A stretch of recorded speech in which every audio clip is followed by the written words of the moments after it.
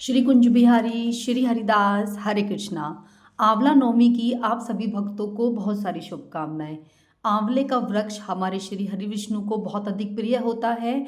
आंवले में श्री हरि विष्णु और माँ लक्ष्मी का वास होता है। आंवला नवमी के दिन हमें आंवला डाल के स्नान करना चाहिए और आंवले को प्रसाद रूप में ग्रहण भी जरूर से करना चाहिए। अगर आपको किसी कारणवश आंवले का वृक्ष नहीं मिलता है तो आप तुलसी पूजन कर सकते हो, पीपल के वृक्ष का पूजन कर सकते हो या फिर बेलपत्र के नीचे भी आप दीप जला सकते हो। आंवले का वृक्ष ना मिले तो आंवले का फल लेकर आप उसकी भी पूजा कर सकते हो। आइए मिलकर श्रवण करते हैं आंवला व्रत कथा। हरि बोल। एक आंवलिया राजा था जो रोजाना 1.25 मन सोने का आंवला दान करके चींटता था। एक दिन उसके बेटे बहू ने सोचा कि अगर इतना आंवला रोज दान करेंगे तो सारा धन खत्म हो जाएगा। बेटा बाप से कहने गया कि ऐसे तो सारा धन लुटवा दोगे आप, अब आंवला दान नहीं करना। राजा रानी दुख के मारे उजाड़ खेत में जाकर बैठ गए। उन्होंने वहां भूख प्यास बैठे हुए 7 दिन हो गए। 7 दिन से उन्होंने कुछ नहीं खाया। राजा आंवला दान नहीं कर सका और आंवला दान किए बिना राजा खाना नहीं खाता था। तब भगवान ने सोचा कि अगर मैं इसका सत नहीं रखूंगा तो दुनिया में कोई मुझको नहीं मानेगा। भगवान ने राजा के सपने में कहा कि तू उठ और देख, तेरे पहले जैसा ही राजपाट हो गया है।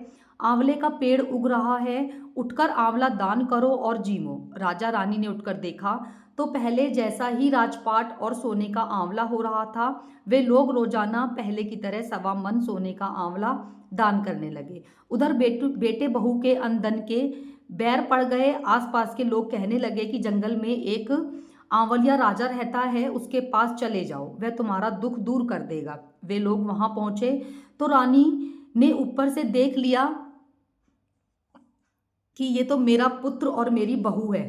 अपने आदमी से कहा कि इसको काम पर रख लो, इनके काम तो कम कराओ, इनसे काम तो कम कराओ और मजदूरी इनको ज़्यादा दो। लेकिन राजा ने कहा कि ये तुम कैसी बात करती हो, इस बेटे बहू के कारण ही तो हमारा जीवन ऐसा हुआ था, इसी के कारण तो हमने इतने कष्ट भोगे। लेकिन रानी ने कहा कि अगर ये हमारे साथ इस तरह का व्यवहार नहीं करते तो प्रभु हम पे ना रीझते और ना प्रभु हमें ये सब कुछ प्रदान करते, हम पे कैसे श्री हरि की कृपा बरसती। इसीलिए इनको इन पर दया करिए और इनको काम पर रख लीजिए और इनको मजदूरी ज़्यादा दीजिए।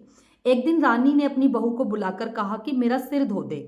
बहू सिर धोने लगी तो बहू की आंख से आंसू रानी की पीठ पर गिर गया। रानी ने पूछा कि बहू तू रोने कैसे लगी, जैसे बात है वैसे बता। बहू बोली कि मेरी सास की पीठ पर भी ऐसा ही मस्सा था, वह भी 1.25 मन आंवला रोज दान करती थी, हमने उन्हें आंवला दान नहीं करने दिया और घर से निकाल दिया। जब सास बोली कि हम ही तुम्हारे सास ससुर हैं, तुमने तो हमें निकाल दिया लेकिन भगवान ने हमारा सत रखा।